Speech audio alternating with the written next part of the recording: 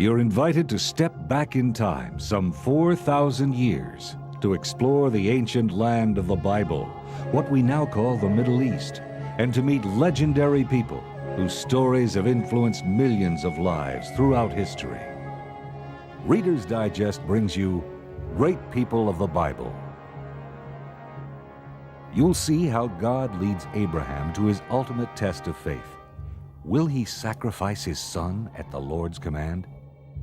You'll meet Abraham's son Isaac, whose twin sons Esau and Jacob, in a lifetime of conflict, battle for their birthright and their father's blessing. And you'll meet Jacob's handsome and compassionate son Joseph, sold as a slave into Egypt by his brothers, who eventually becomes one of the most powerful men in the court of Pharaoh. These are tales of intrigue, full of twists and turns, lies and deceptions, drama and passion. They are an integral part of history's most revered work of literature, the Bible. First, the story of Abraham and Sarah. We'll travel from the ancient Babylonian city of Ur, which is in modern-day Iraq, north to the city of Haran, in the region we now call southern Turkey, and then finally south into the land of Canaan, today part of Israel and Lebanon. This episode marks a great turning point in biblical history as God singles out one man and his family to receive his special revelation, care, and promises. What was so special about Abraham and Sarah, who were chosen to give birth not only to a great nation, but also to one of the most inspirational spiritual revolutions of all time? Actually, Abraham and Sarah were quite human, and even though he questioned and from time to time challenged the will of God, Abraham continued to exhibit faith, gratitude, and a unique loyalty to God on such a monumental scale that he deserves to be called, as he is, the father of us all.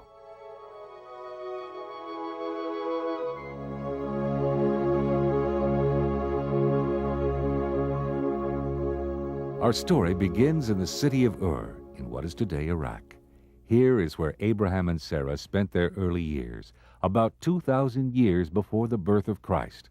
The concept of one God had not yet been widely accepted, and they were surrounded by people who worshipped idols. In his waning years, Abraham's father, Terah, decided to move from Ur to the land of Canaan. So he took with him Abraham, Sarah, and his grandson Lot. They first traveled northward some 500 miles to Haran. Today, Haran is called Tel El Mugayar in southeastern Turkey. They settled there, and that is where Terah died. As the years went by, Abraham and Sarah lived an ordinary pastoral life, but there remained a tremendous void in their lives. They were never able to have children.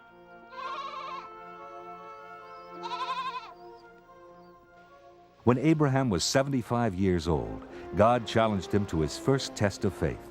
In Genesis 12:1, the Lord said to Abraham, "Go from your country and your kindred and your father's house to the land that I will show you.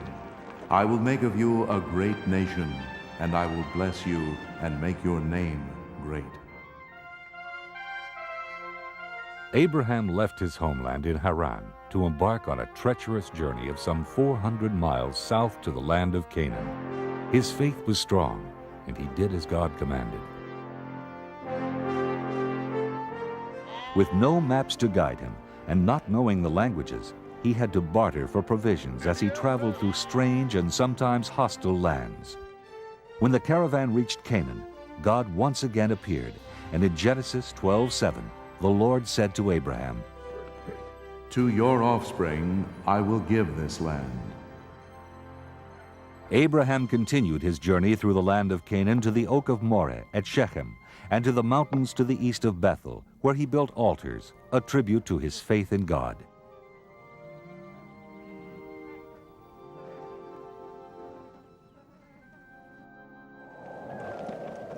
As time passed, however, Abraham's faith appeared to waver. Here he was, as God had led him, in a foreign land surrounded by pagans, and he and Sarah still childless. How was he to give this land to his offspring when he didn't have any land and he didn't have any children? And to make matters even worse, a severe famine swept through Canaan. Abraham and Sarah could not survive if they were to remain in Canaan. Not waiting for any divine message, Abraham took Sarah and Lot and the rest of his household and went down to the more fertile land of Egypt, where there was sure to be food. Before entering Egypt, Abraham had known about the killing of husbands and the kidnapping of wives. Not yet ready to trust completely in God's promise to ensure his safety, that evening Abraham devised a plot that may very well have saved his life. He told Sarah, "You are a beautiful woman, and when the Egyptians see you, they will say, 'This is his wife,' and they will kill me, but they will let you live. Tell them instead, 'You are my sister.'"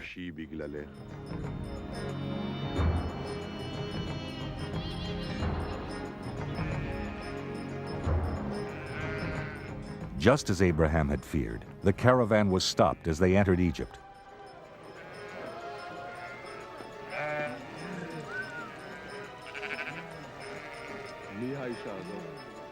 And when the officials of Pharaoh saw Sarah, they were impressed with her beauty and took her into Pharaoh's household. She was prepared for her introduction.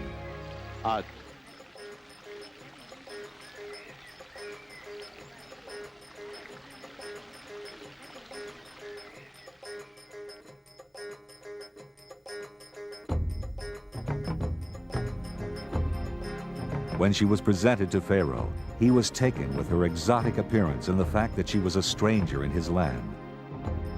Of course, he had no idea that she was the wife of Abraham. Pharaoh had been told she was unmarried, and he took her for his wife. What was Sarah to do? She could not protest, for to do so she would have endangered Abraham. As time went on, the pleased Pharaoh rewarded Abraham with generous gifts. Gifts of camels, sheep, oxen, slaves, and donkeys.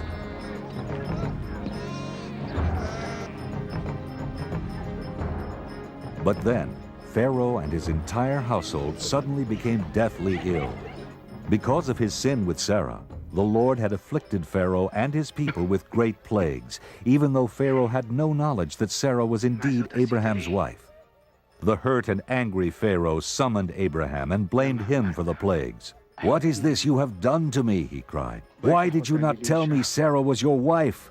Why did you say she was your sister so that I took her for my wife? Here is your wife then. Take her and be gone." It was a wealthier and more prosperous Abraham who took his family and returned to the land of Canaan.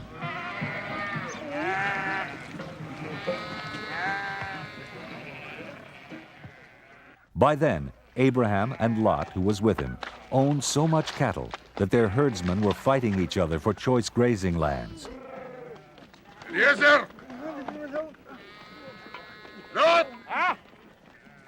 In a generous gesture befitting the benevolence of a true patriarch, Abraham took Lot to a point overlooking the land and said, "Let there be no strife between you and me, and between your herders and mine, for we are kindred.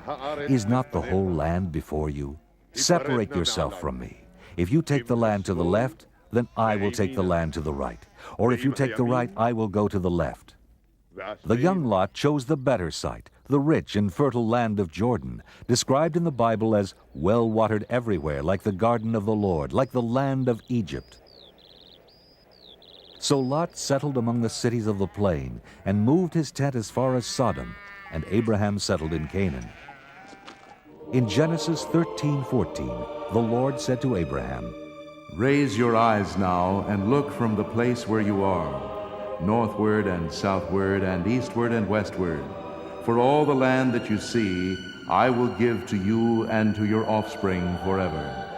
I will make your offspring like the dust of the earth, so that if one can count the dust of the earth, Your offspring also can be counted. Rise up, walk through the length and breadth of the land, for I will give it to you.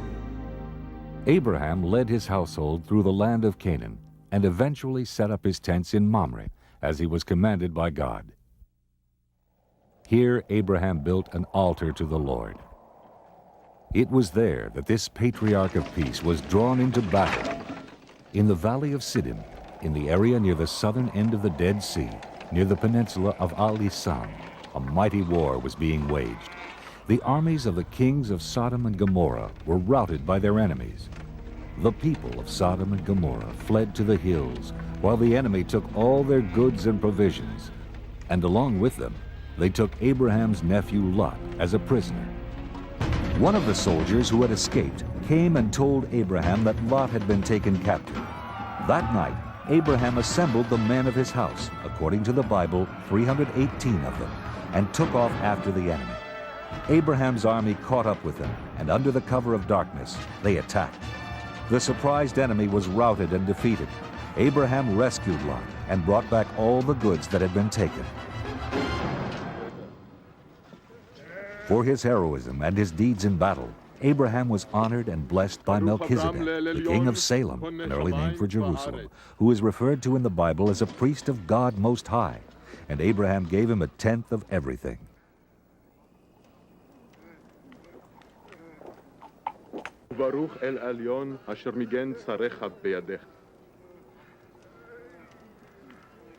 But when the grateful king of Sodom offered to let Abraham keep all the goods he had recovered in battle, Abraham declined.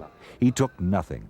He said to the king of Sodom, "I have sworn to the Lord, God Most High, maker of heaven and earth, that I would not take a thread or a sandal thong or anything that is yours, so that you might not say, 'I have made Abraham rich.'" That night, the word of the Lord came to Abraham in a vision. In Genesis 15:1, the Lord said to Abraham, Do not be afraid, Abraham. I am your shield. Your reward shall be very great. Look toward heaven and count the stars. If you are able to count them, so shall your descendants be. Whether it was impatience or a lack of faith, Sarah decided to take matters into her own hands. At that time, Sarah had an Egyptian slave girl named Hagar, and Sarah decided that Abraham should take her as a concubine to produce an heir. Sarah said to Abraham, "You see that the Lord has prevented me from bearing children. Go into my slave girl. It may be that I shall obtain children by her."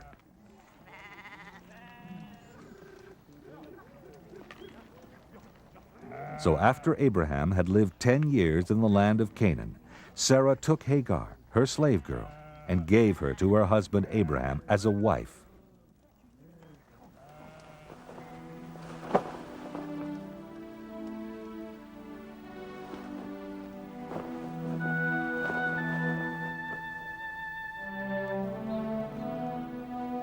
And when Abraham was 86 years old, Hagar bore Abraham a son. They named the child Ishmael.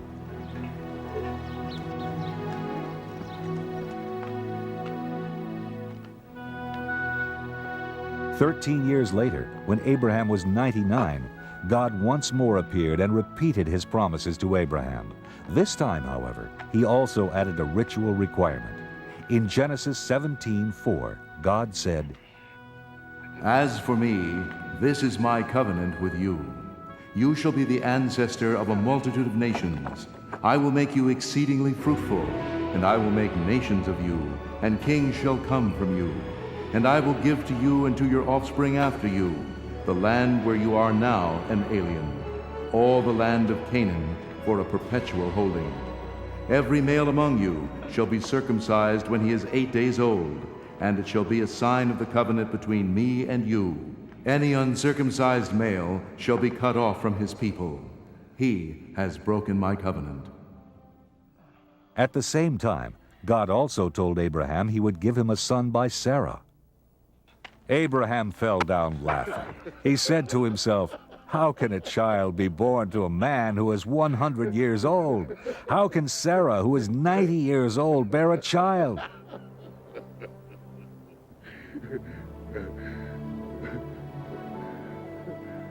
Abraham then pleaded that God might recognize his son Ishmael. Lo Ishmael. Oh, that Ishmael might live in your sight. In Genesis 17:19, God replied, No, but your wife Sarah shall bear you a son, and you shall name him Isaac. As for Ishmael, I have heard you. I will bless him and make him fruitful and exceedingly numerous. He shall be the father of 12 princes, and I will make him a great nation. But my covenant I will establish with Isaac, whom Sarah shall bear you at this season next year.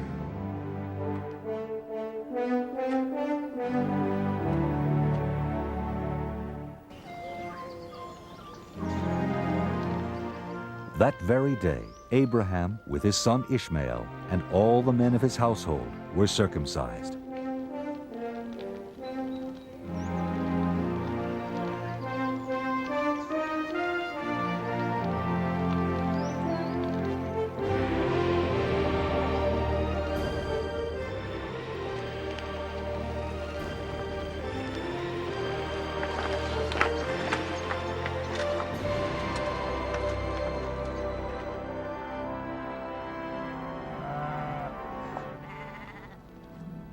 Sometime later, as he sat at the entrance of his tent in the heat of the day, Abraham looked up, and 3 men suddenly appeared in front of him. Abraham ran from the tent entrance to meet them and bowed down to the ground. In the tradition of Eastern hospitality, Abraham brought them water so they could wash their feet, and had Sarah and his servants prepare food for the visitors. Abraham set food before them, and they ate. They said to him, "Where is your wife Sarah?" And he said, "There, in the tent." Then one said, "I will surely return to you in due season, and your wife Sarah shall have a son." The men then set out for Sodom, and Abraham went with them to show them the way. As the men turned and headed for Sodom, Abraham remained and spoke to the Lord. The Lord explained to Abraham that there was a great outcry against Sodom and Gomorrah for their wickedness and sin, and he had come to judge them. Abraham then fulfilled God's promise that he would be a blessing even to other nations. He stood before God and questioned his decision to destroy Sodom and Gomorrah.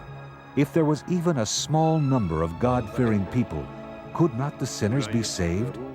Suppose there are 50 righteous within the city. Will you then destroy the place? And the Lord responded to Abraham, "If I find at Sodom 50 righteous in the city, I will forgive the whole place for their sake." Then Abraham continued to bargain with God. "Will you destroy the whole city if you find 45 righteous people?" God answered, "No." Abraham persisted. "How about 40? How about 30? How about 20? And then, perhaps remembering he was indeed arguing with the Almighty, "Oh, do not let the Lord be angry if I speak just once more. Suppose 10 are found there." Abraham's argument convinced the Lord, and the Lord promised Abraham, "For the sake of 10 righteous, I will not destroy it." And the Lord went up from Abraham.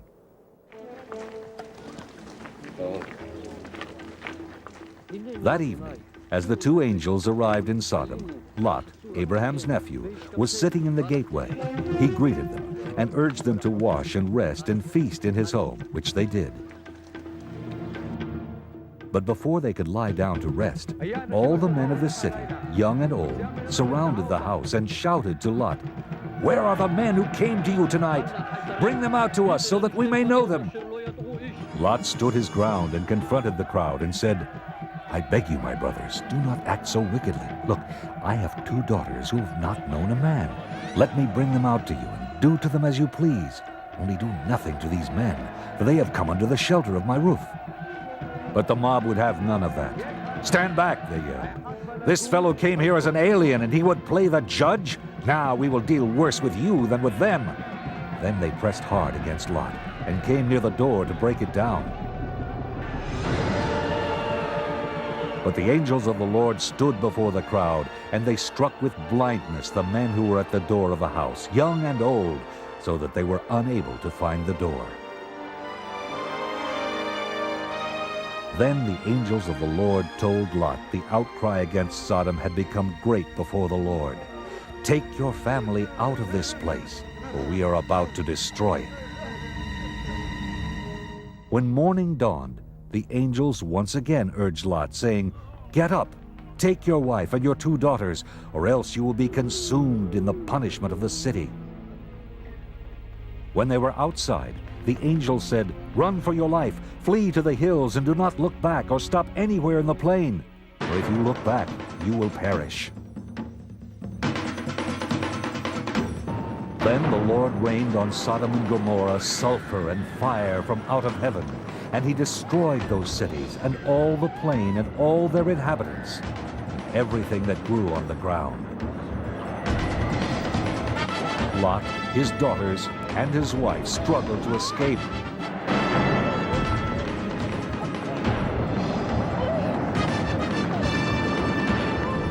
But Lot's wife behind him could not resist the temptation. She looked back and became a pillar of salt.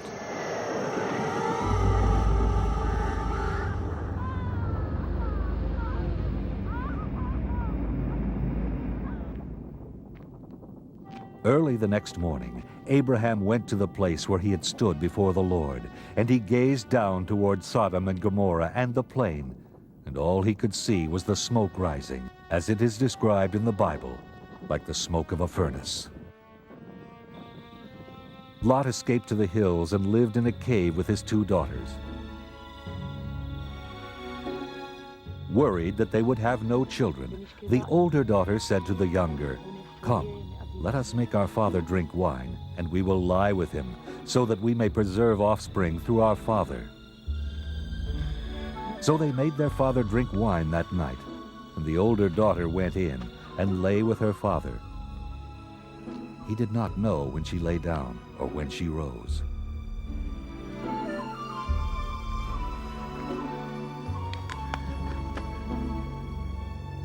On the next night, they also made Lot drink wine, and this time the younger daughter lay with her father. Both the daughters of Lot became pregnant by their father. The older bore a son named Moab, who is the ancestor of the Moabites. The younger bore a son named Ben-Ami, who is the ancestor of the Ammonites.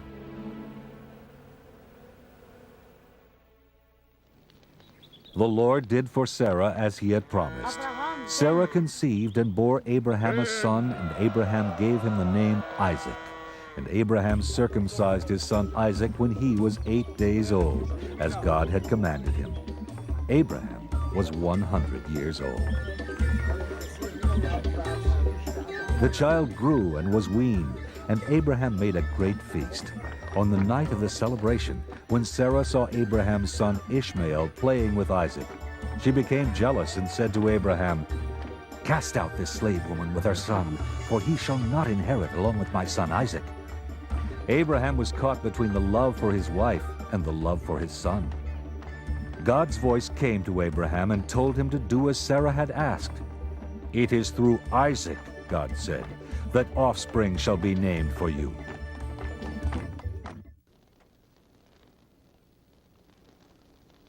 So Abraham rose early in the morning and took bread and a skin of water and gave it to Hagar. He sent her away along with Ishmael.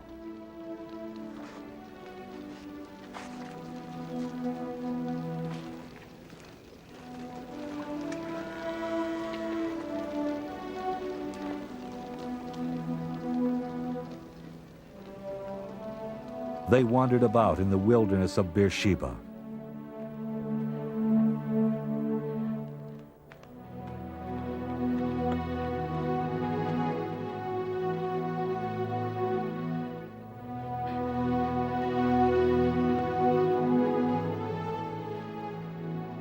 When the water in the skin was gone, she left the boy and sat down opposite him a good way off, for she had not the heart to listen to his cries and watch him die. "Do not let me look on the death of the child," she cried. God heard the cries of Ishmael, and the angel of God called to Hagar from heaven and said to her, "Do not be afraid, for God has heard the voice of the boy where he is. Come, lift up the boy and hold him fast with your hand, for I will make a great nation of him." Then God opened Hagar's eyes, and she saw a spring of water. She took some in her hand and gave Ishmael a drink. Ishmael and Hagar survived their banishment. Today, Muslims trace their ancestry to Abraham through Ishmael. The pain and suffering of Ishmael and Hagar pale by comparison, however, to the ordeal that Abraham suffered when God challenged Abraham with his cruelest test of faith. In Genesis 22:2, the Lord said to Abraham, "Take your son, your only son Isaac, whom you love, and go to the land of Moriah, and offer him there as a burnt offering on one of the mountains that I shall show you." What must Abraham have felt? Should he obey God's command to slaughter his son? He dutifully saddled his donkey and took his son Isaac and 2 of his young men. He cut the wood for the burnt offering and went to the place that God had shown him. On the 3rd day of their sad journey, they reached the place God had chosen for the sacrifice.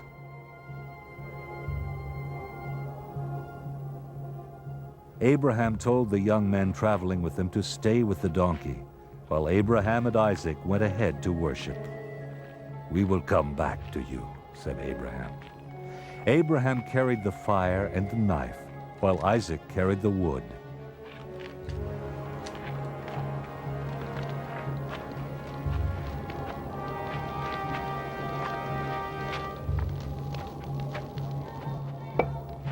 When they reached the spot, Abraham erected an altar. Isaac questioned his father. "The fire and the wood are here, but where is the lamb for the burnt offering?" Abraham then responded with the heart-rending words, "God will provide himself the lamb for a burnt offering, my son."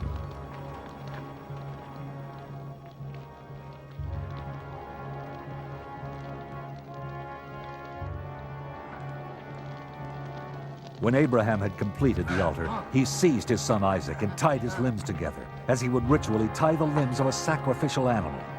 He laid Isaac on the pyre. He then reached out, and without revealing his feelings, he raised the knife and prepared to kill his son. Only then did the angel of the Lord intervene. "Abraham, Abraham," he called. And Abraham responded, "Here I am." The angel of the Lord said, "Do not lay your hand on the boy or do anything to him, for now I know that you fear God, since you have not withheld your son, your only son, from him." And Abraham looked up and saw a ram caught in a thicket by its horns. The angel of the Lord called to Abraham a second time from heaven. "By myself I have sworn, says the Lord, because you have done this and have not withheld your son, your only son, I will indeed bless you, and I will make your offspring as numerous as the stars of heaven and as the sand that is on the seashore. And your offspring shall possess the gate of their enemies, and by your offspring shall all the nations of the earth gain blessings for themselves, because you have obeyed my voice." Genesis 22:15.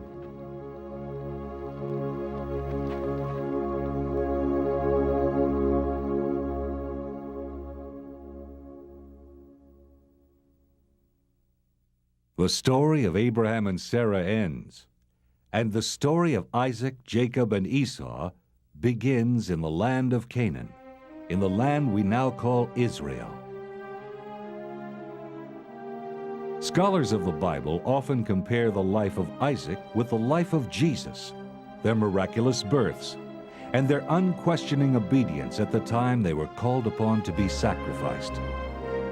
Here is where those extraordinarily similar events took place, in Bethlehem, Jerusalem, Mamre, and Moriah, separated by 2,000 years and less than 50 miles.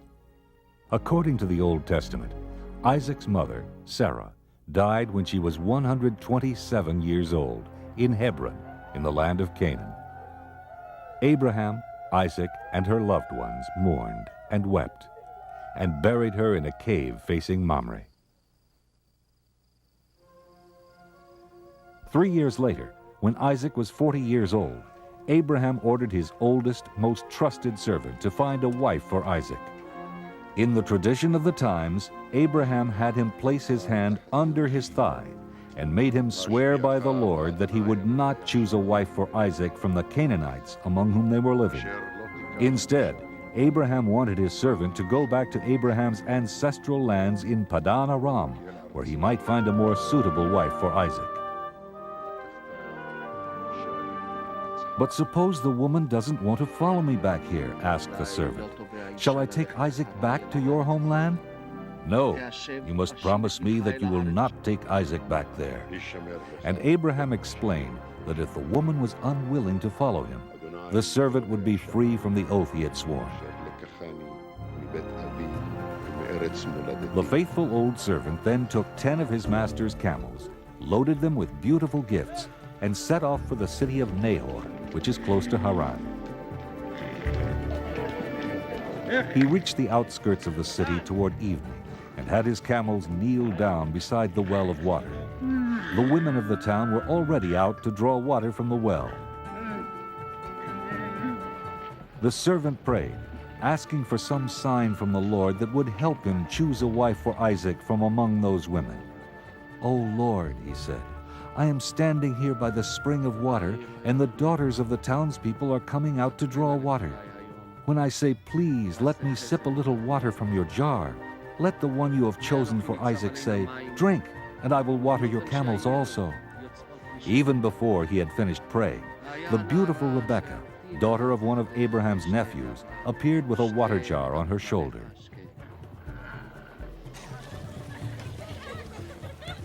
The servant went to meet her and said, "Please let me sip a little water from your jar." He wondered if she was the woman God had chosen to be the wife of Isaac.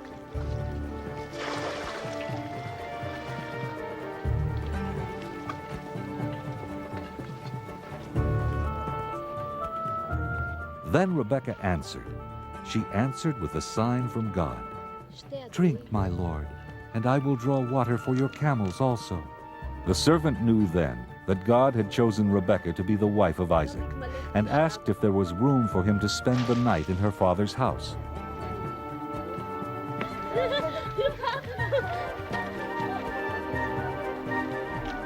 Rebekah ran home and told her brother Laban what had happened.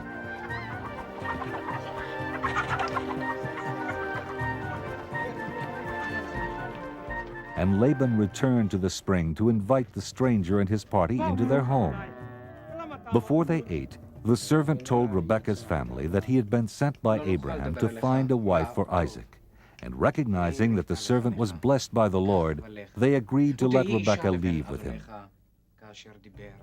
The next morning, Rebekah and her maids prepared for the long trip back to Canaan. Then they mounted the camels and went with the servant to meet Isaac.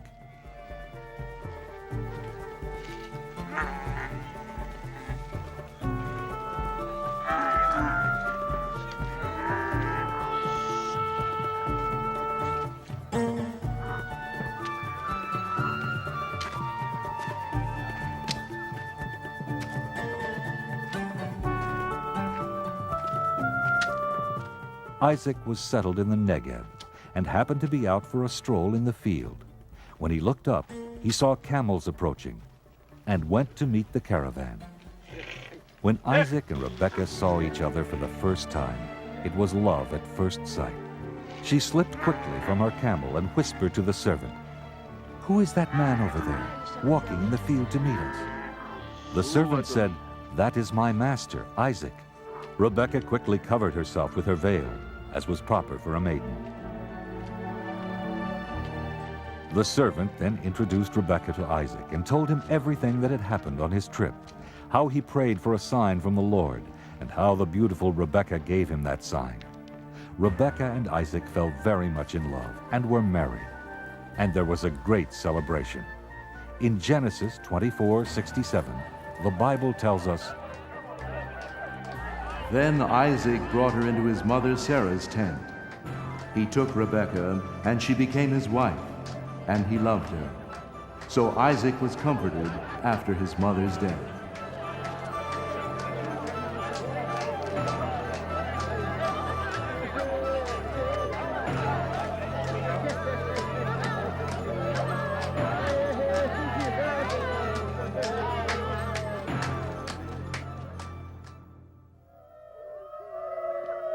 Abraham lived to the age of 175, as the Bible describes him, an old man and full of years. His sons, Isaac and Ishmael, came together for the last time to bury their beloved father in the cave of Machpelah, in the field east of Mamre, where they had buried Sarah. After Abraham died, God blessed Isaac, and Isaac and Rebekah settled at Beer Lahai Roi.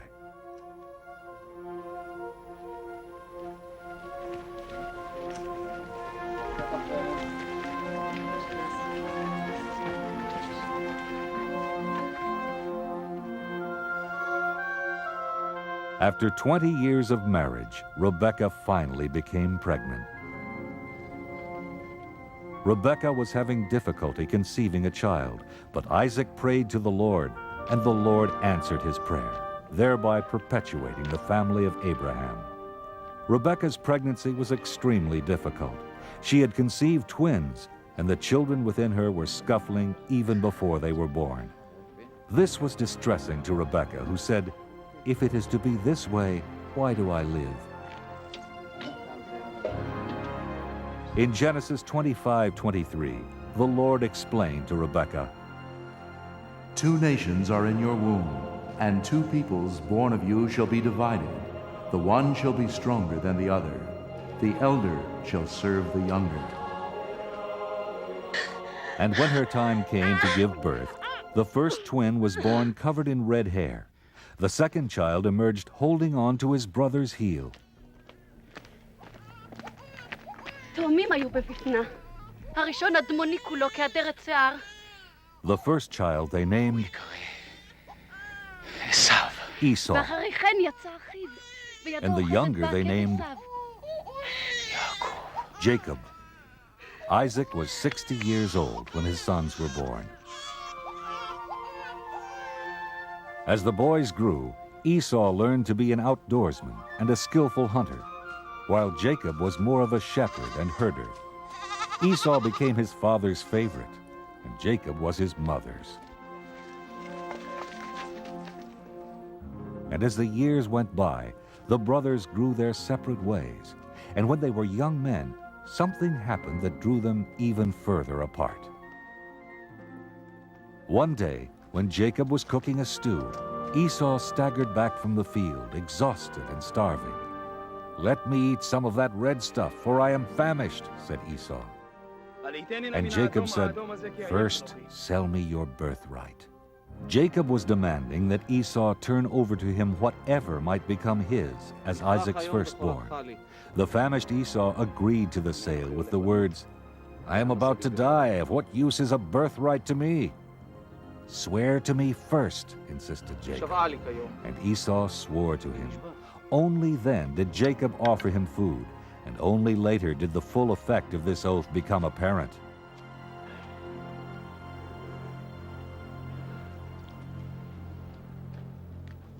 When a famine came to the land, Isaac considered going to Egypt, where he knew there would be food, as his father Abraham had done before him. He traveled as far as Gerar. But then Isaac received his first vision.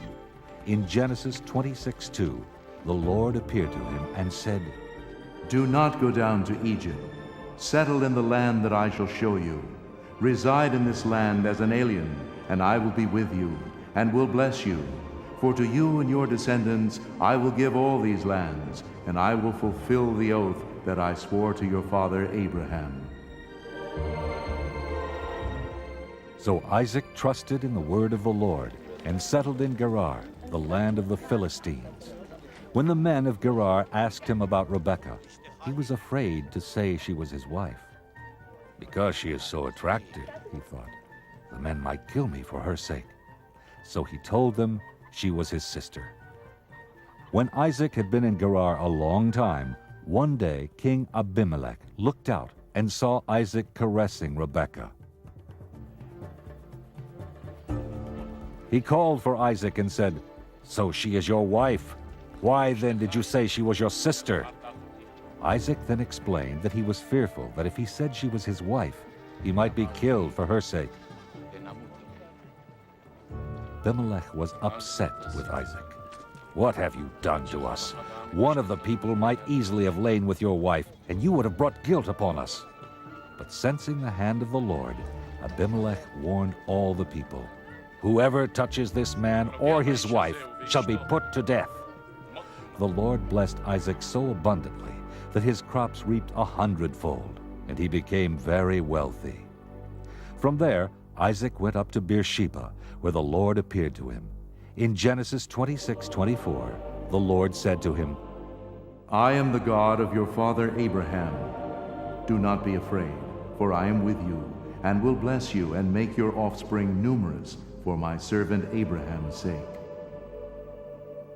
In Genesis 27:1, we read of Isaac as old and rather feeble. His eyes were dim so that he could not see. He called to his firstborn and favorite son, Esau, for he wanted to give him his blessing. To understand the full impact of this story, it is important to know that according to ancient belief, blessings or curses were powerful acts because they had the power to produce the intended results. A blessing, once given, could neither be withdrawn nor given to another, for it came from God. Here is where God's prophecy to Rebekah before her sons were born is fulfilled. The elder shall serve the younger. Isaac told Esau to take his weapons and hunt game, and then prepare a savory dish for him before he gave him his blessing. Rebekah overheard Isaac's instructions to Esau and quickly devised a plan so that Jacob, her favorite son, would receive the blessing from Isaac. She told Jacob to choose 2 choice kids from the household flock and bring them to her, so that she might prepare savory food for Isaac. She then explained to Jacob, "You shall take it to your father to eat, so that he may bless you before he dies." But Jacob was fearful that his father would see through the deception. "Look," he said, "my brother Esau is a hairy man, and I am a man of smooth skin. If my father were to feel me, he would know I was Jacob, not Esau, and he'd bring his curse upon me rather than his blessing." "Let your curse be on me," she said. "Obey my word and get them for me."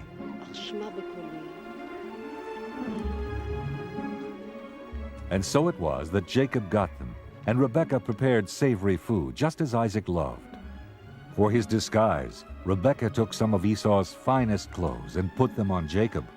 She put the skins of the kids on his wrists and hands, and on the smooth part of his neck. When Rebekah was satisfied that Jacob would appear hairy to Isaac, she handed him the savory food she had prepared. Jacob entered the tent and called to his father. "My father," he said. "Who are you, my son?" asked the old man. "I am Esau, your firstborn. I have done as you told me. Now sit up and eat of my gain, so that you may bless me." Isaac was suspicious. "How is it you hunted the game and cooked it so quickly, my son?" And Jacob answered, "Because the Lord your God granted me success. Come near, that I may feel you, my son, to know whether or not you are really my son Esau." So Jacob went up close to him. Isaac felt his hands and said, "The voice is Jacob's voice, but the hands are the hands of Esau. Are you really my son Esau?" And Jacob answered, "I am." He then gave his father the food and wine, and his father ate and drank.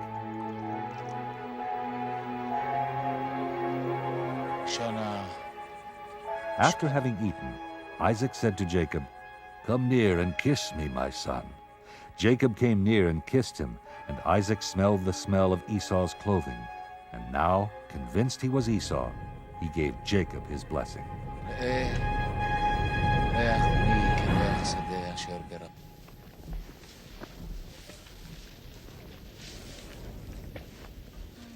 No sooner had Isaac finished blessing Jacob than his brother Esau returned from his hunting. When Esau went in to his father with the food he had prepared, Isaac asked, "Who are you?" Esau answered, "I am your firstborn son, Esau." Isaac then realized he had been deceived, and he asked Esau, "Who was it then that hunted game and brought it to me before you came, and I have blessed him? Yes, and blessed he shall be." When Esau heard his father's words, he cried out with an exceedingly great and bitter cry, and pleaded with his father, "Bless me, me also, father." But Isaac said, "Your brother came deceitfully, and he has stolen your blessing." "He has supplanted me twice," cried Esau. "First he took away my birthright, and now he has taken away my blessing. Have you not reserved a blessing for me?" Then Isaac answered Esau's plea, "I have already made him your lord, and I have given him all his brothers as servants, with grain and wine to sustain him. What then can I do for you, my son?" "Have you only one blessing?" cried Esau. "Bless me, me also, father." And Esau lifted up his voice and wept. There was nothing Isaac could do. The deed was done, and Esau had lost the blessing he should have received as the firstborn son. Now Esau hated Jacob for what he had done, and Esau vowed that once his father died, he would kill Jacob. Esau's threat reached Rebekah, and she explained to Jacob, "Your brother is consoling himself by planning to kill you." She then instructed Jacob to flee at once to Haran, where he could stay with her brother Laban. "Until Esau forgets what you have done to him, then I will send for you and bring you back from there. Why should I lose both of you in one day?" Then Isaac called Jacob and once again blessed him, and ordered him not to marry any of the Canaanite women, but to go at once to Padan Aram and take one of the daughters of Rebekah's brother Laban as a wife.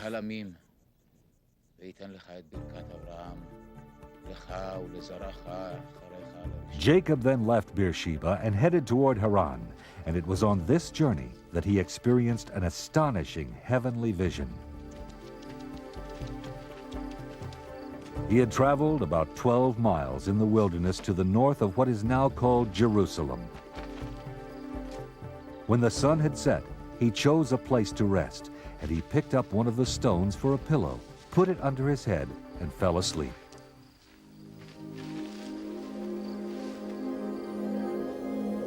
He dreamed there was a ladder suspended between heaven and earth, and the angels of God were ascending and descending on it.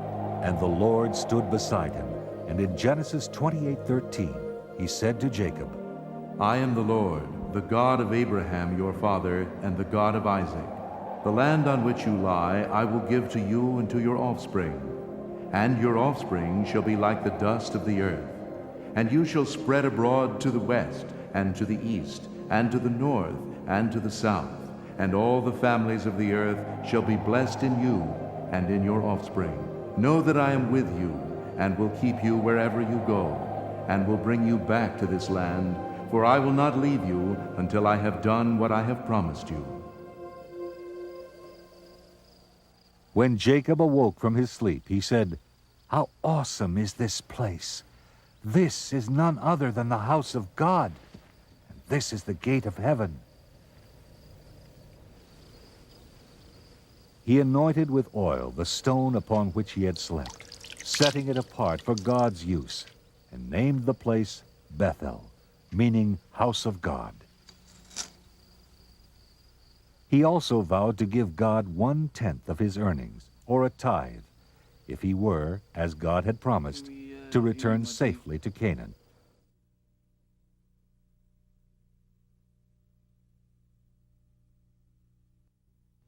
Jacob continued on his journey, and as he came close to Haran, he saw a well in a field, with 3 flocks of sheep lying there beside it.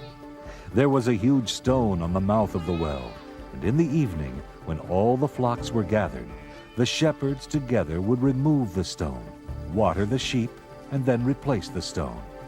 The shepherds were from Haran, and they indeed knew Jacob's uncle Laban. In fact, Laban's daughter Rachel was just arriving at the well with her father's flock. When Jacob first caught sight of his beautiful cousin Rachel, he didn't wait for the other shepherds. Alone, by himself, he rolled the stone from the well and watered the flocks. Oh!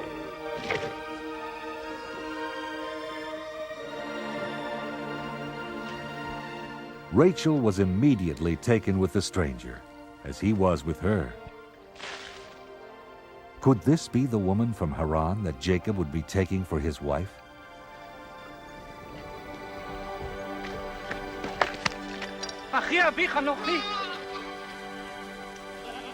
Jacob ran to Rachel and kissed her.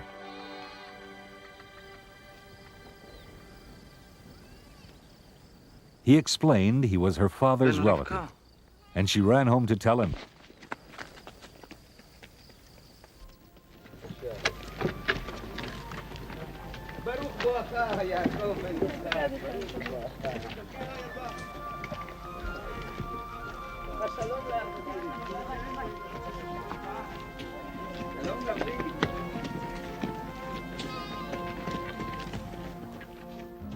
Jacob stayed in Laban's home and worked with him, and after a month, Laban said to him, "Just because you are my kinsman, should you therefore serve me for nothing? Tell me what your wages should be." Now Laban had 2 daughters. The beautiful Rachel was the younger, and the less attractive Leah was older, and Jacob had fallen in love with Rachel. So he made a bargain with Laban. "I will serve you 7 years for your younger daughter Rachel." And Laban agreed. The 7 years seemed to Jacob but a few days because of his love for Rachel. And after the 7 years had passed, he went to Laban and said, "Give me Rachel as my wife, that I may consummate my marriage with her." Laban agreed and prepared a huge feast.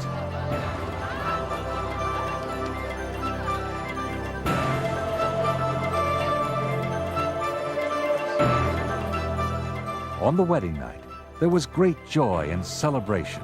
There was music, dancing, and lavishly prepared food and wine. During the ceremony, and in the tradition of the times, the bride was veiled, and what Jacob did not realize was that Laban had tricked him. Behind the wedding veil was not Rachel, whom he loved, but Leah, her sister. For 7 years, Jacob had dreamed about this day, and he was perhaps the most excited of all who had come to celebrate with him. He ate and drank and danced and partied through the day and on into the night. Not for one moment did Jacob suspect that Laban would deceive him. He had no reason to doubt that he was marrying his first love, Rachel. And on his wedding night, he thought he had taken Rachel into his tent. Jacob did not discover until the next morning that he had consummated the marriage not with Rachel, but with her older sister Leah. He was devastated. "What is this you have done to me?" cried Jacob to Laban. "Did I not serve you for 7 years for Rachel?" Laban calmly explained that local custom required that the older daughter be married first. However, he told Jacob if he would finish the bridal week with Leah, he would give him Rachel, if he would serve him for another 7 years. Jacob agreed. After the week with Leah, Jacob married Rachel and served his uncle another 7 years.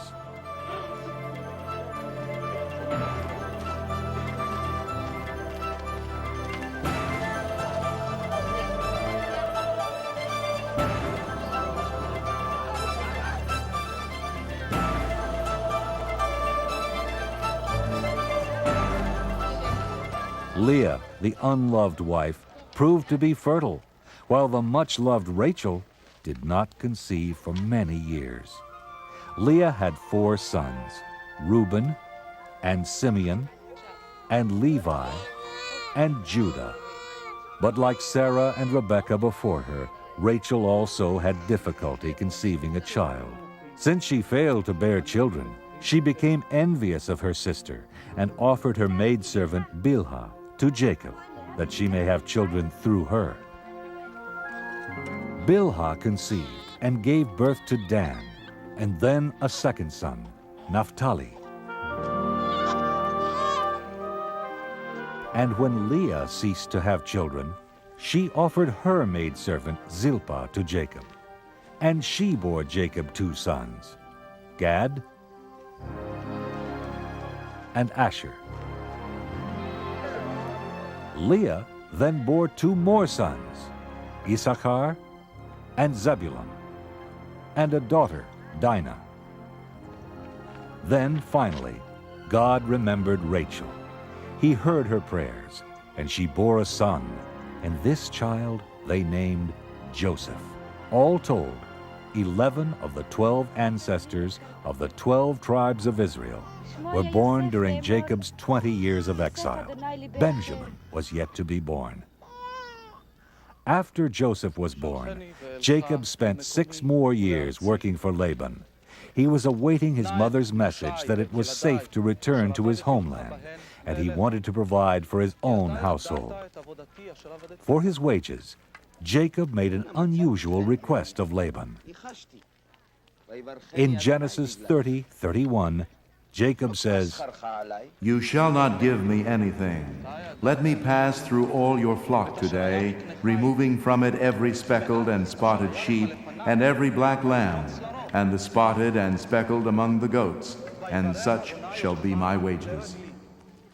Laban agreed to the bargain, and Jacob left reassured.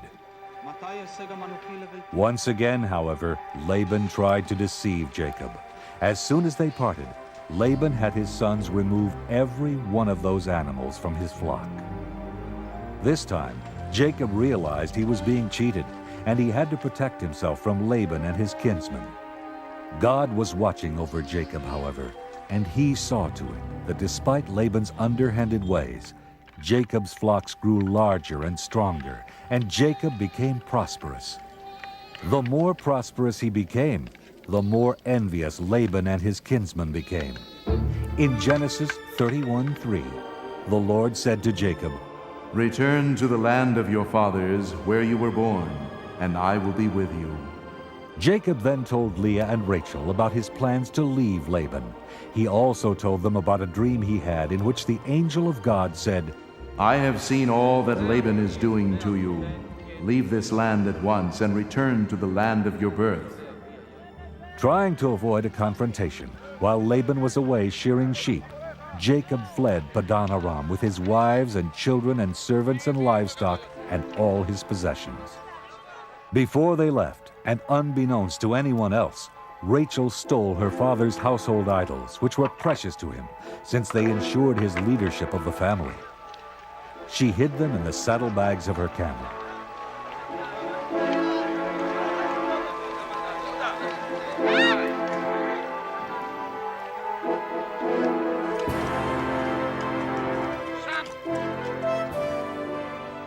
Three days later, when Laban returned, he was furious.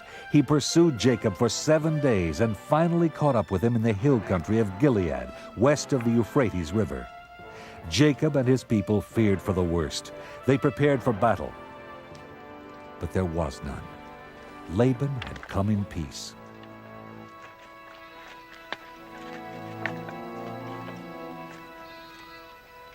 He was not looking for a fight, as much as he was looking for an explanation.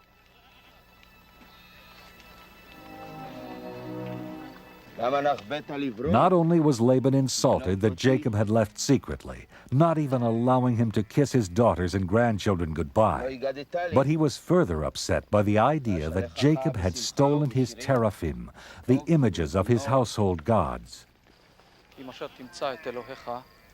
Jacob was indignant at having been accused of stealing the idols. He not only swore he didn't have the idols, but he also promised he would kill anyone found with them. He invited Laban to search the camp.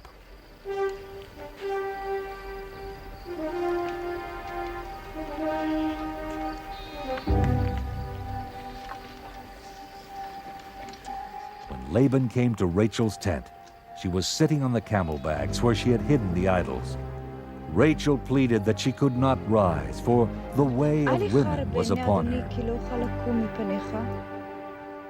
So despite the search, Laban never found his idols.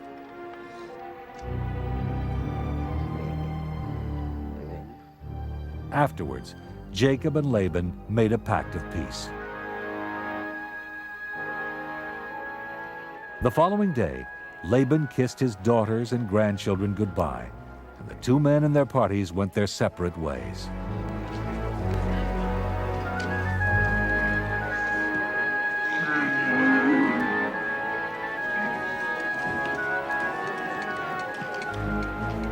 Even though he had avoided a battle with Laban, Jacob still had his brother Esau to deal with.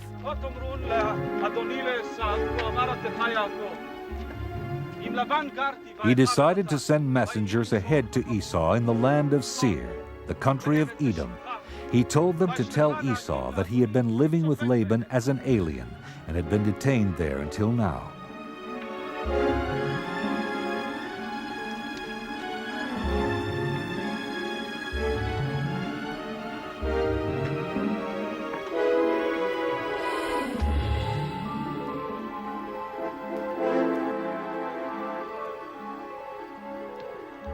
When the messengers returned, they told Jacob that Esau was fast on his way to meet Jacob, and he was coming with 400 men. Jacob panicked. He and his party were no match for 400 men, and he was afraid that Esau would kill them all. He did what he could. First, he sent lavish gifts to Esau, including hundreds of sheep and goats and scores of cattle and camels, hoping to appease him. And at the same time, he moved his household and remaining goods to a safer place, back across the Jabbok, a tributary of the Jordan River. One of the most baffling stories in the Bible occurs when Jacob was alone that night on the bank of the Jabbok.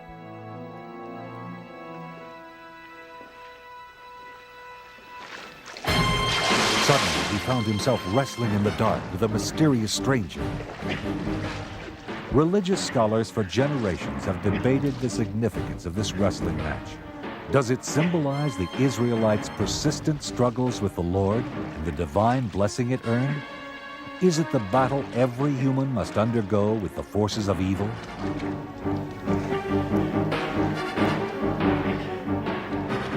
In any event, Jacob and the stranger wrestled until the break of dawn, and when the stranger saw that he could not bring Jacob down, he struck Jacob's hip at its socket and sprained it. Nevertheless, Jacob eventually dominated the struggle. At daybreak, the man said, "Let me go!" But Jacob replied, "I will not let you go unless you bless me." In Genesis 32:28, the man replied, You shall no longer be called Jacob, but Israel, for you have striven with God and with humans, and have prevailed. Before the sun rose, the stranger left. As Jacob limped away, he realized he had come face to face with God and survived. To this day, many Israelites do not eat the thigh muscle that is on the hip socket, for that is where Jacob was struck. Jacob rejoined his family, but he still remained fearful as his brother and his men kept getting closer. Esau and his men were now within sight. Jacob called his family together. Fearful that they would not survive a battle with Esau, he motioned them to stay back.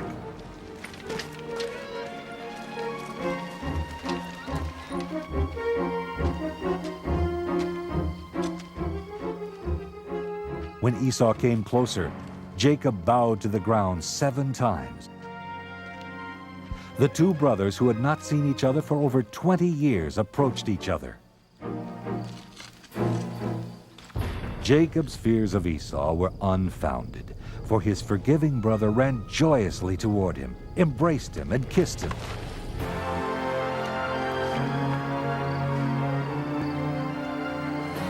Esau asked Jacob what he meant by sending all those gifts. And Jacob replied, "To find favor with my Lord." But Esau said, I have enough, my brother. Keep what you have for yourself. But Jacob insisted, and Esau finally accepted the gifts.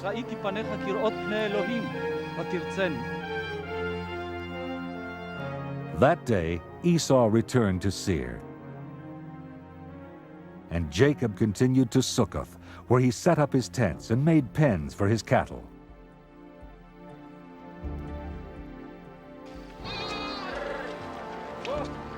Many years later, Jacob finally arrived safely at Shechem in the Promised Land, the land of Canaan, and he set up camp within sight of the city.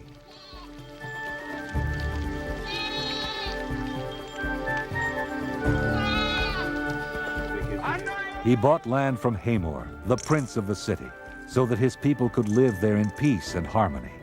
And he set up an altar to the God of Israel.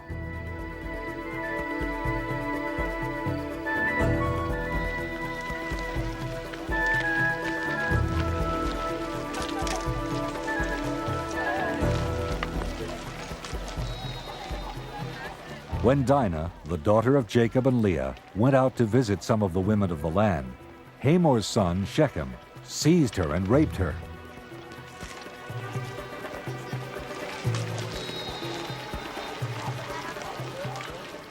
When Jacob heard that his daughter had been defiled, he held his peace until his sons returned home from the fields.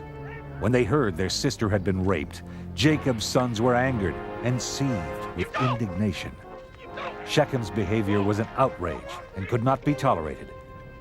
Hamor tried to appeal to the sons, telling them that Shechem had his heart set on marrying Dinah.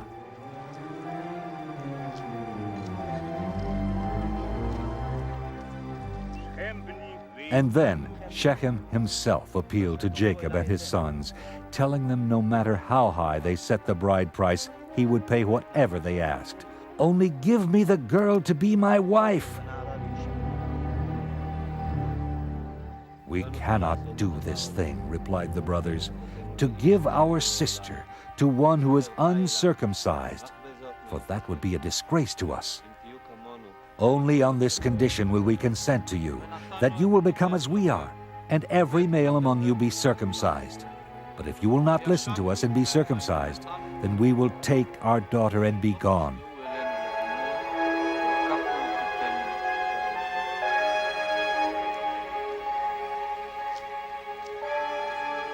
The men of the town agreed with the conditions, and every able-bodied man in the community was circumcised. On the third day, when all the men of the town were still in pain, recovering from their circumcisions, Dinah's brothers Simeon and Levi, two of Jacob's sons, took their swords and advanced against the city without any resistance, and they massacred every male. They killed Hamor and his son Shechem, and took Dinah from Shechem's house.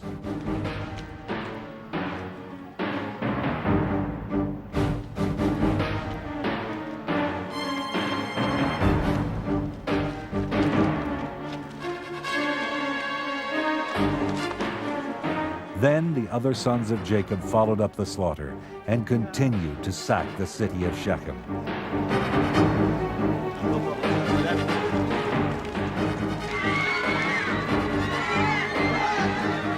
They seized all their flocks and herds, carried off all their wealth, their women and their children, and took whatever was in the houses.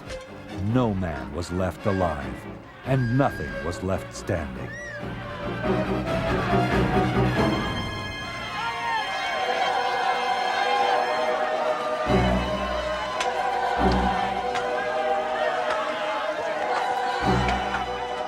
Jacob was gravely disturbed. He told Simeon and Levi they had brought great trouble to him and his family by making him odious to the inhabitants of the land. My numbers are few, he said, and if they gather themselves against me and attack me, I shall be destroyed. But the two sons continued to defend their action, arguing, should our sister be treated like a whore? Shortly thereafter, Jacob left Shechem, and in Genesis 35:1, the Lord said to Jacob, Arise, go up to Bethel and settle there. Make an altar there to the God who appeared to you when you fled from your brother Esau." So Jacob and all his people journeyed to Bethel in the land of Canaan.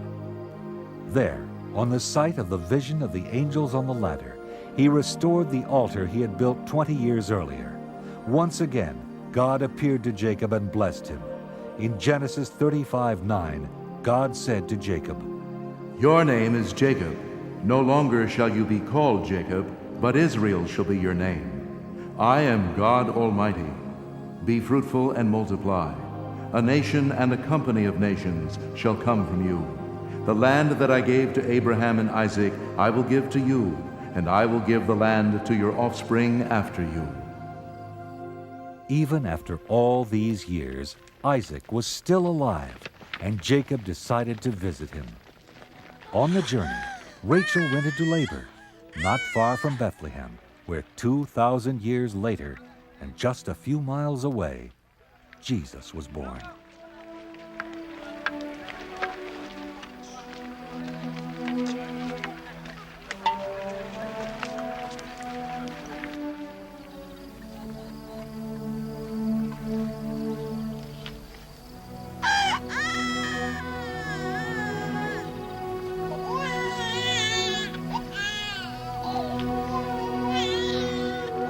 Rachel never reached Mamre with Jacob.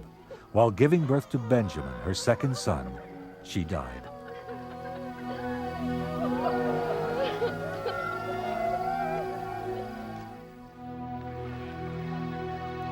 Jacob continued his sad journey.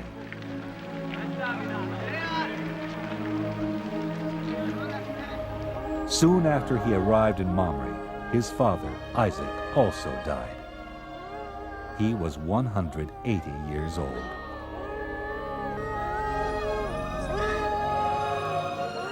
Esau and Jacob, his twin sons, buried him and never saw each other again. Except for his final years, Jacob lived the rest of his life in Canaan. In modern times, the name given him by God reappeared. In 1948, when the Jews of Palestine declared their independence, they named their new state after Jacob. They named it Israel. Now the story of Joseph and his brothers, which takes us from Israel to the land of Egypt. Joseph was the son of Jacob, grandson of Isaac, and great-grandson of Abraham. He was born in Israel some 200 years after the birth of Abraham, but his adventures took him south on a perilous journey to Egypt. Unlike Abraham, Isaac, and Jacob, Joseph never talks directly with God, but instead receives the Lord's messages through dreams, which were in those days considered divine communications. The story is an exciting tale of Joseph the dreamer, of Joseph of the splendid coat, how Joseph's brothers wanted to murder him and then sold him into slavery, and how Joseph survived and eventually became, other than the Pharaoh, the most powerful man in Egypt. Naphtali! God! Hashem! When Joseph was 17, he was still living with his father Jacob and his 11 brothers. As you remember, Jacob had 12 sons, 6 by his first wife Leah, Reuben, Simeon, Levi, Judah, Issachar, and Zebulun. 2 sons by Leah's maid Zilpah, Gad, and Asher. And 2 sons were by his second wife Rachel's maid Bilhah, Dan and Naphtali. After years of not having children of her own, Rachel, Jacob's first love, gave birth to Joseph, who became his favorite. Benjamin, his 12th son, was born later. One day, when Joseph returned from the fields, he reported to his father that his brothers had been doing evil things, which only fanned the fire of their jealousy. Except for Benjamin, the brothers already disliked Joseph because he was their father's favorite son. To symbolize his favored position in the family, Jacob had made Joseph a beautiful coat of long sleeves, the coat of many colors. In such a coat, Joseph could not do manual labor as his brothers did. They wore only the drab, sleeveless coats of common shepherds, while Joseph's long coat was a constant reminder that their father loved Joseph more than he did them. Their dislike grew to hatred. Throughout history, Joseph has been referred to as the dreamer, and dreams in those ancient biblical times had far more significance than they do today. Many people believed it was one important way in which the supernatural world communicated with us, a way that God talked to people. This was extremely important in the life of Joseph. One day, he was out in the field with his brothers when he had a dream. In Genesis 37:6, he told his brothers, Listen to this dream that I have dreamed. There we were, binding sheaves in the field. Suddenly my sheaf rose and stood upright. Then your sheaves gathered round it and bowed down to my sheaf. And his brothers said to him, Are you indeed to reign over us? Are you indeed to have dominion over us? And so they also despised him, because of his dreams and his words.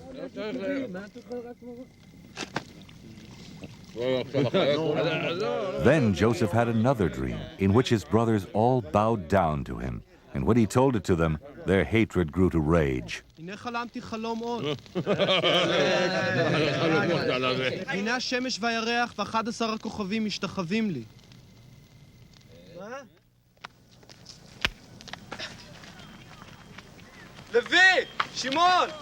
So it was that when they were out tending the flock one morning, and they saw Joseph approaching in his elegant coat, they said, Let's kill him and get rid of him once and for all.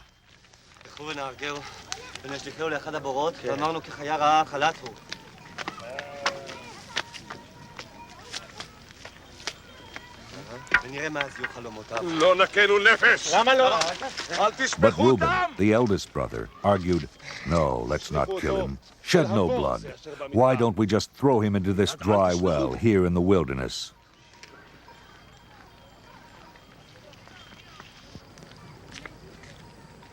Reuben's plan was that when the brothers had all gone, he would come back and rescue Joseph and return him to his father. So that's what they did. They grabbed Joseph and tore off his coat and threw him down the deep pit.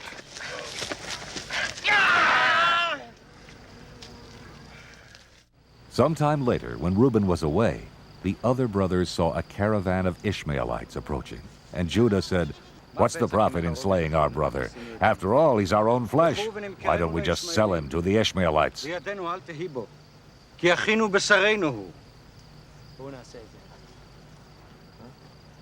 They all agreed and hauled Joseph out of the well and sold him to the Ishmaelites for 20 shekels of silver.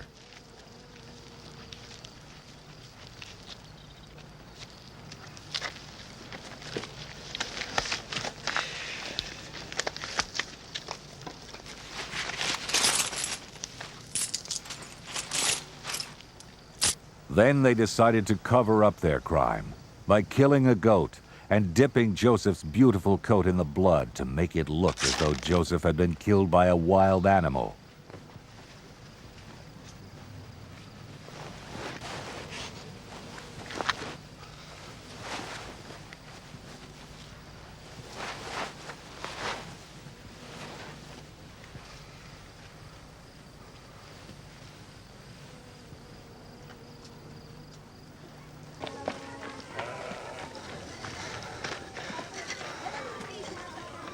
זאת מצאנו.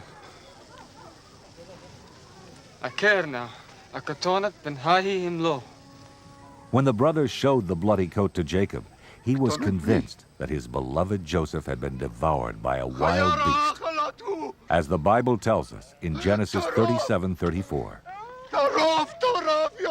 Then Jacob tore his garments and put sackcloth on his loins and mourned for his son many days. And all his sons and daughters rose up to comfort him, but he refused to be comforted. Thus his father wept for him. על בלי הבן שלה.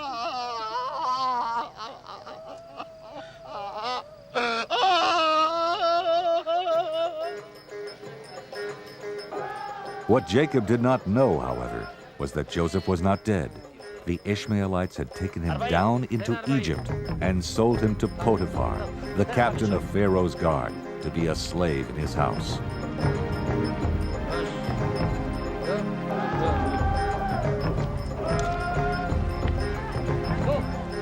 God, however, continued to watch over Joseph, as we learn from Genesis 39:2. The Lord was with Joseph, and his masters saw that the Lord was with him, and that the Lord caused all that he did to prosper in his hands. So Joseph found favor in his sight, and he made him overseer of his house, and put him in charge of all that he had. The Lord blessed the Egyptian's house for Joseph's sake. The blessing was upon all that he had in house and field.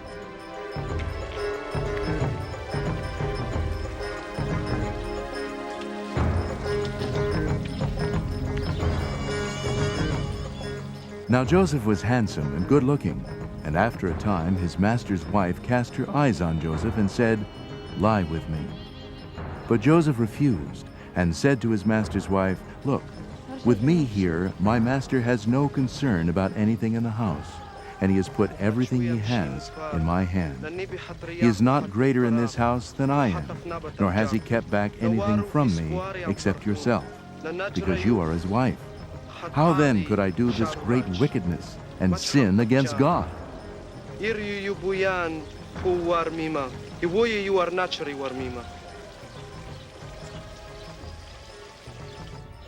But Potiphar's wife kept after him day after day. He tried his best to ignore her, not to speak to her. One day, however, when he was in the house working and there was no one else around, she caught him and held on to his garment and commanded him once again to come lie with her.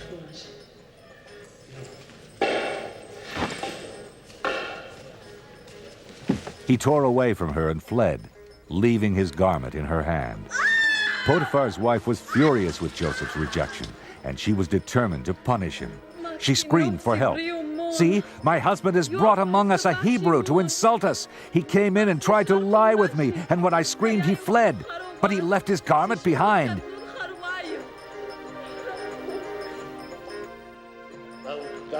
She told Potiphar the same story when he came home, and Potiphar became enraged. He called his men and threw Joseph into the great prison where Pharaoh's prisoners were held. And there Joseph stayed, but he was not alone. The Lord was with him, as we are told in Genesis 39:21. The Lord was with Joseph and showed him steadfast love. He gave him favor in the sight of the chief jailer. The chief jailer committed to Joseph's care all the prisoners who were in prison, and whatever was done there, he was the one who did it. The chief jailer paid no heed to anything that was in Joseph's care, because the Lord was with him, and whatever he did, the Lord made it prosper. Sometime after this, 2 new prisoners arrived. One was the chief cupbearer of the Pharaoh, and the other was his chief baker. They had somehow angered the king, and he had sent them to prison. They had been turned over to Joseph, who was charged with taking care of them because they were important officers.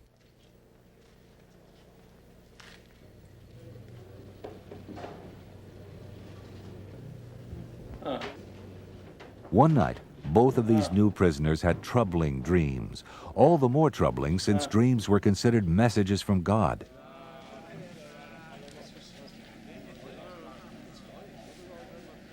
When Joseph came to them in the morning, he saw that they were upset and asked them why they looked so downcast.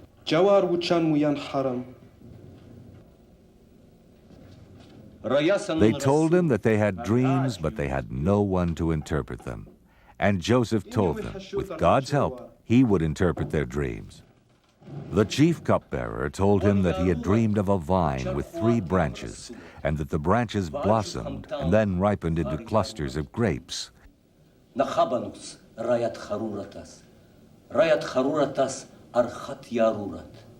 One He said that Pharaoh's cup was in his hand, and that he took the grapes and pressed them into the cup and gave it to Pharaoh. Then Joseph told them that the vines meant 3 days, and that within 3 days he would be restored to his former position as chief cupbearer. And Joseph said, "When they release you, please remember me. Mention me to Pharaoh, and try to get me out of here, for I have done nothing that they should keep me in this dungeon." When the chief baker heard the favorable interpretation of the cupbearer's dream, he was eager to tell his own dream.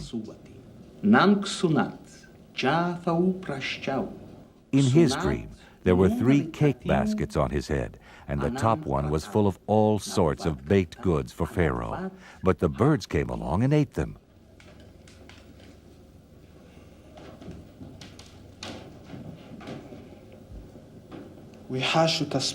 And Joseph said, "This is the interpretation. The 3 baskets are 3 days. In 3 days, Pharaoh will lift up your head from you and hang you on a tree, and the birds will eat the flesh from you."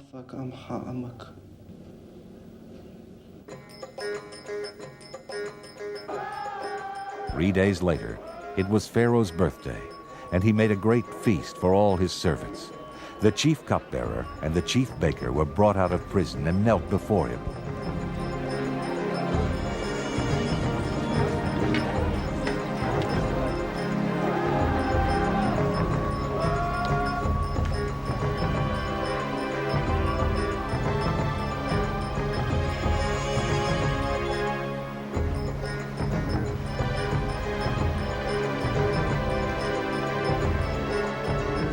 He restored the chief cupbearer to his former position, and he placed the cup in Pharaoh's hand.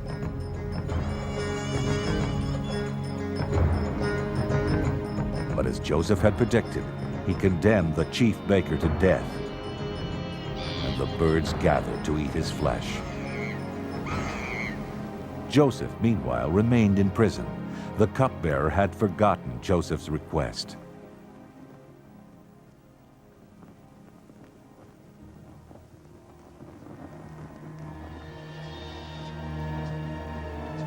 One night, 2 years later, Pharaoh had a dream which awakened him. But he went back to sleep.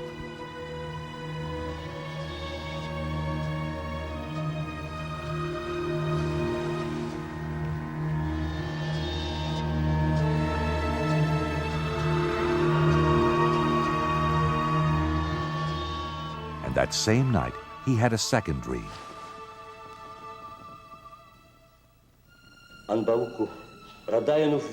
In the morning, the 2 dreams troubled him so much, he sent for all the magicians and wise men of Egypt to explain what the dreams had meant. But none of them could interpret the dreams. It was then that the chief cupbearer remembered Joseph. He told Pharaoh about the young Hebrew slave in prison who could interpret dreams. Pharaoh sent for Joseph.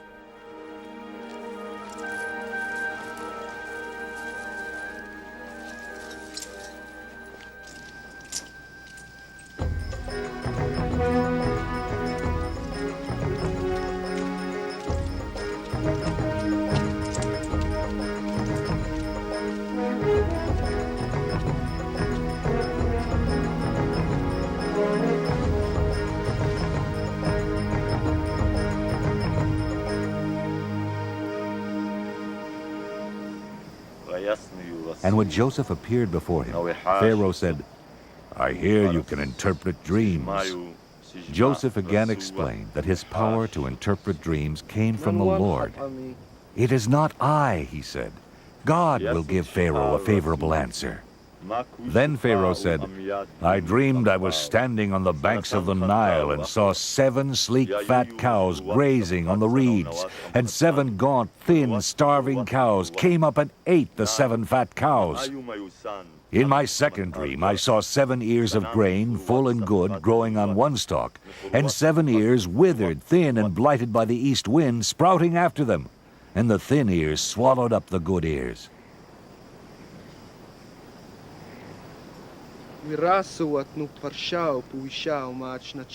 And Joseph explained, Pharaoh's dreams are one and the same. God has revealed to Pharaoh what he is about to do.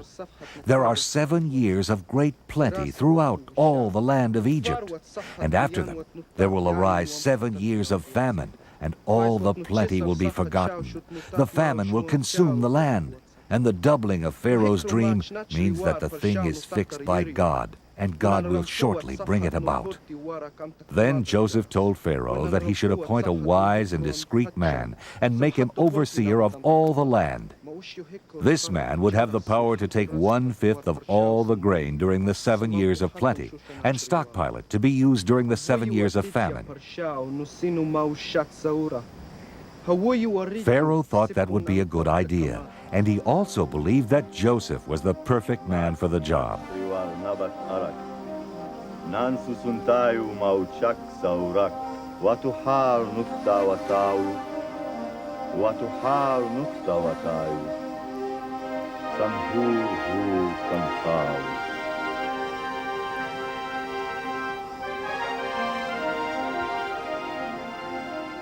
He took off his signet ring and placed it on Joseph's finger.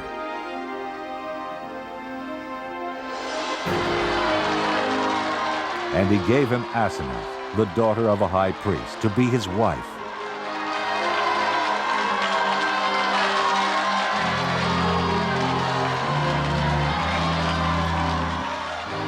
Joseph was 30 years old, and at that time, with the exception of Pharaoh himself, there was no one in Egypt more powerful. As it happened, events turned out exactly as Joseph had foreseen. In the next 7 years, there was a bountiful harvest every year, and the granaries were full to overflowing, as the Bible says, full beyond measure, thanks to the foresight and diligence of Joseph. So also was Joseph's life full beyond measure. He had gained great prestige, great wealth, and Asenath had given birth to 2 sons. Joseph, however, took no credit for his great success. In Genesis 41:51, Joseph says, God has made me forget all my hardship and all my father's house. God has made me fruitful in the land of my misfortunes.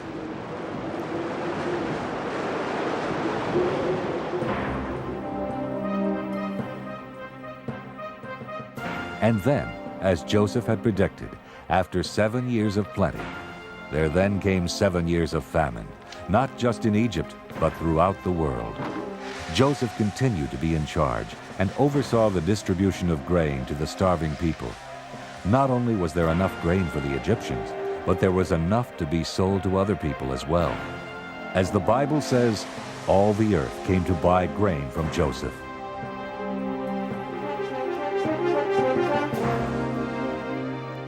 Including, of course, Joseph's brothers.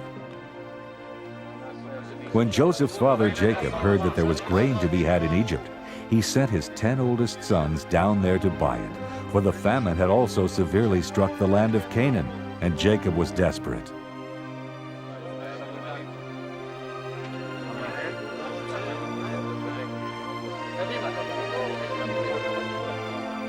Benjamin. He kept Benjamin, his youngest son, by his side because he was afraid that harm might come to him on the journey.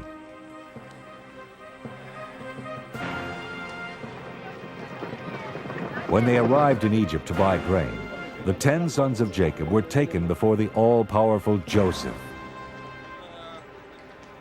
And they knelt down before him. This fulfilled the dream Joseph had had years earlier. They, of course, did not recognize Joseph as the brother they had sold into slavery. Joseph, however, recognized them immediately, but he did not let them know it. He spoke harshly to them and treated them like strangers. He turned his back to them as they pleaded with him to sell them grain. He even accused them of being spies. They denied it vehemently and tried to explain to him who they were, that their aged father Jacob was back in Canaan with their youngest brother, and they desperately needed to buy food.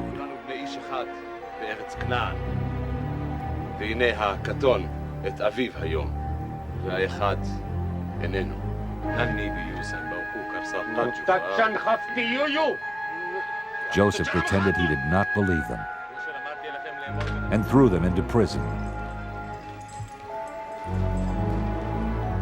3 days later, when he felt that they had suffered enough, he went to them and offered them a bargain. "I will put you to a test," he said. "I will sell you the grain, but you must leave one of you here as hostage. Return home and come back with your younger brother, and I shall know you are telling me the truth, and you shall not die."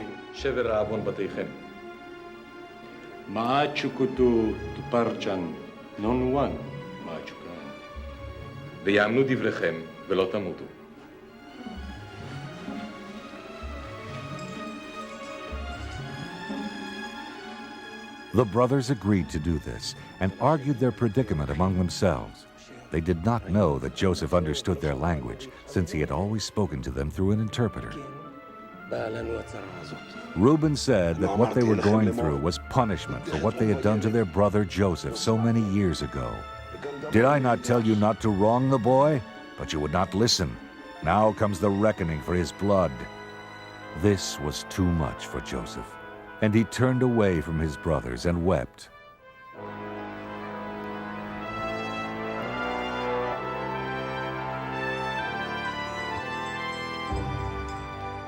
Then he returned to them and picked out Simeon as a hostage.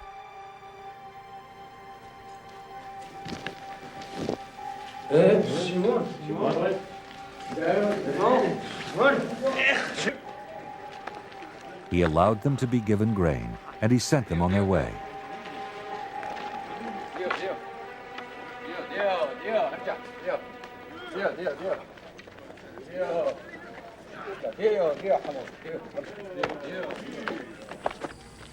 When they got back to Canaan, they told their father what had happened to them in Egypt.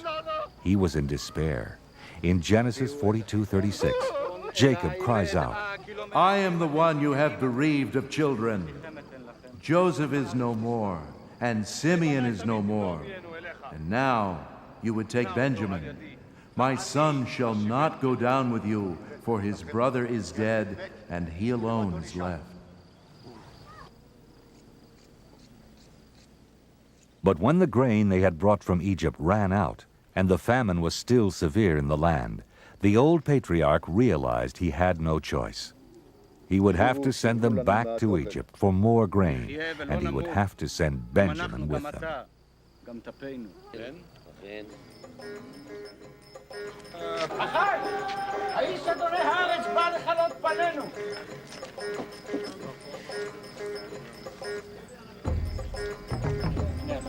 When the brothers arrived in Egypt and once again stood before the mighty Joseph, their reception was entirely different. Joseph was delighted to see Benjamin with them, and he ordered his steward to take them to his house and slaughter an animal, and he would dine with them at noon.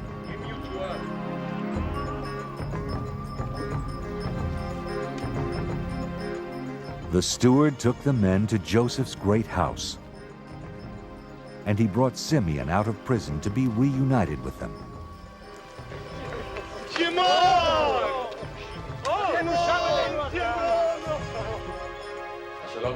Joseph joined them at noon and asked them about their father, and paid particular attention to his younger brother Benjamin.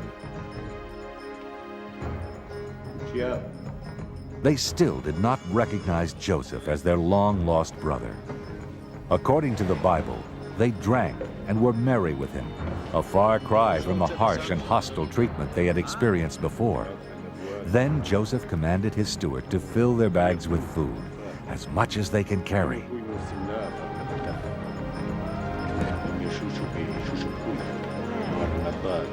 He also took his own silver cup and told the steward to secretly place it on top of the grain in Benjamin's sack.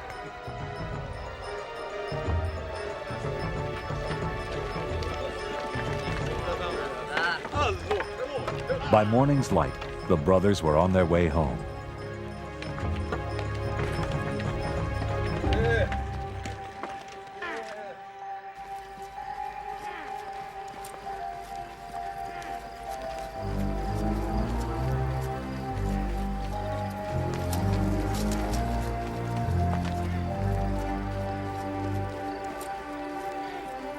They had traveled only a short distance when they were overtaken by Joseph's steward, who accused them of stealing Joseph's silver cup.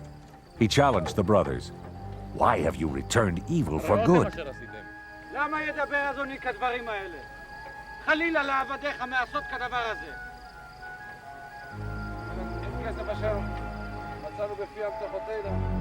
Naturally, the brothers were amazed and vehemently denied it. "Why should we do such a thing?" they said. "If it be found with any of us, let him die. Moreover, the rest of us will become your slaves." "So be it," said the steward. "He who has it shall be my slave. The rest of you shall go free."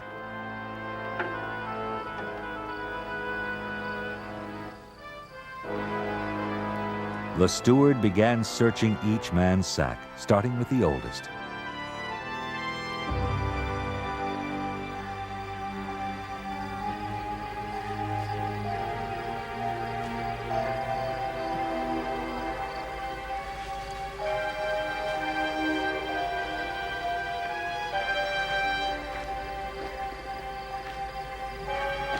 The last sack the steward searched was Benjamin's.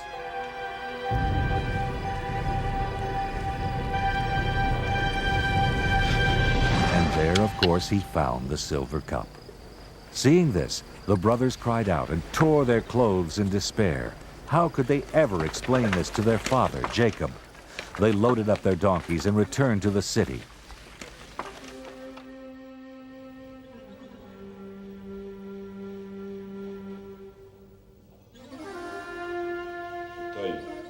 They stood in fear before the now stern Joseph, who said, "What deed is this that you have done?" Judah stepped forward and pleaded eloquently with Joseph, telling him about his father and his love for Benjamin, the only remaining child of his old age.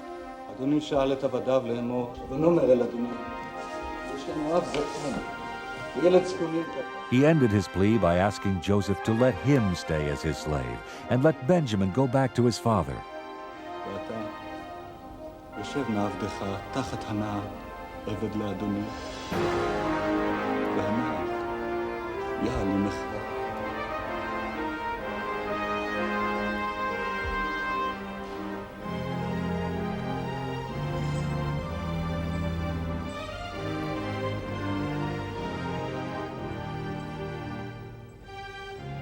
Judah's plea was too much for Joseph.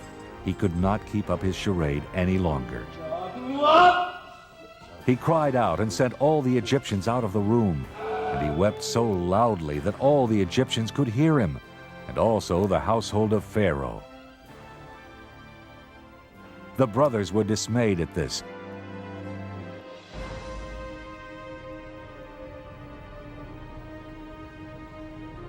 But Joseph said, with great compassion and understanding, in Genesis 45:4, I am your brother Joseph, whom you sold into Egypt. And now do not be distressed or angry with yourselves because you sold me here. For God sent me before you to preserve life. For the famine has been in the land these 2 years, and there are 5 more years in which there will be neither plowing nor harvest. God sent me before you to preserve for you a remnant on earth, and to keep alive for you many survivors. So it was not you who sent me here, but God.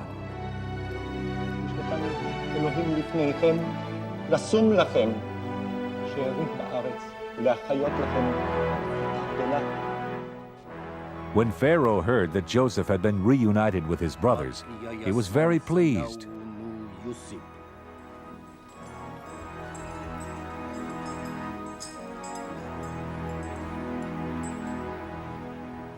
He said to Joseph, "Tell your brothers to load up their donkeys and go back to the land of Canaan, and get your father and all his household and come to me, and I will give them the best land in Egypt, and they will live off the fat of the land."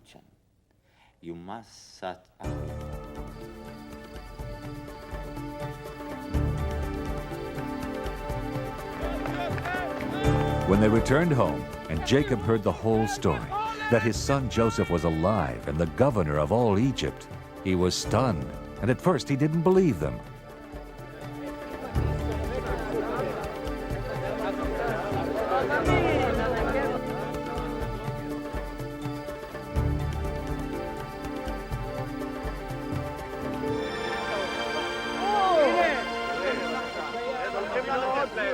But when he saw all the wagons Joseph had sent to carry them back, he rejoiced and said, "Enough!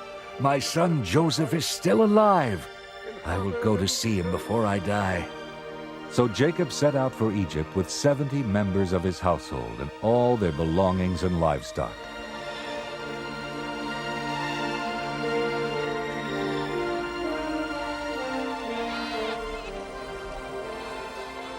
They stopped in Beersheba to offer a sacrifice to God, and that night God made Jacob a promise that has become central to the history of the Hebrews. In Genesis 46:2, God says, Jacob, Jacob,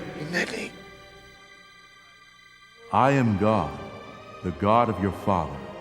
Do not be afraid to go down to Egypt, for I will make you a great nation there. I myself will go down with you to Egypt, and I will also bring you up again.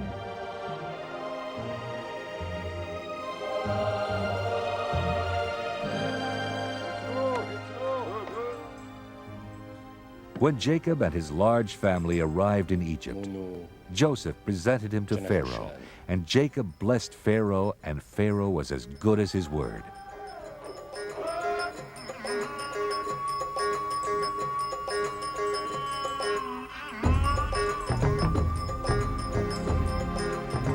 He instructed Joseph to settle his father and his brothers in the region of Goshen, which is a fertile area in the northeastern part of the Nile Delta, and see that they had food and anything else they needed. Jacob and his people prospered there, and they were fruitful and multiplied, and Jacob lived in Egypt for 17 years. During that time, Joseph became even more wealthy and powerful. By trading grain for land and services, he effectively abolished private property and established a kind of feudal system that was very profitable for the pharaohs and for Joseph himself.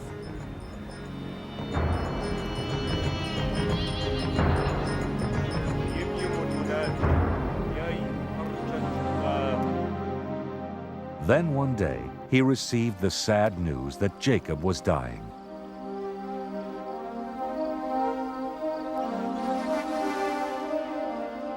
הנה אביך חולה.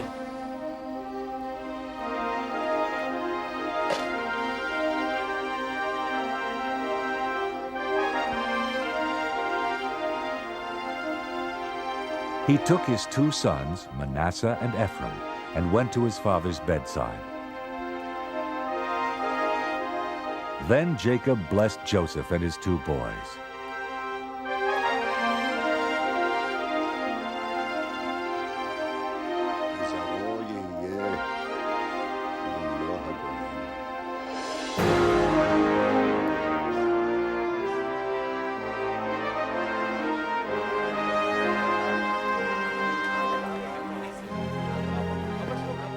Jacob then called all his other sons around him, and he blessed them also.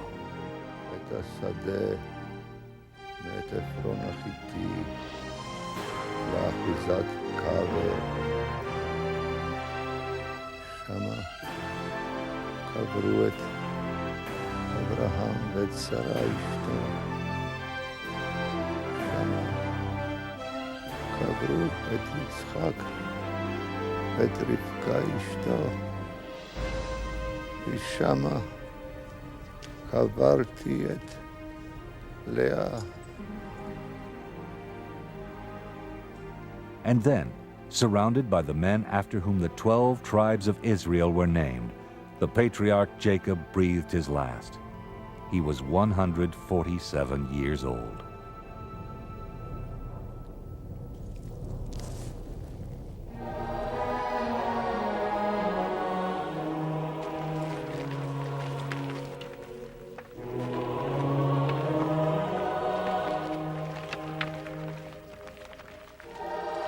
Joseph and Benjamin and all their brothers took their father's body back to the land of Canaan, and they buried him in the cave at Mamre. There at Mamre, Jacob, his father Isaac, and his grandfather Abraham would remain together for eternity.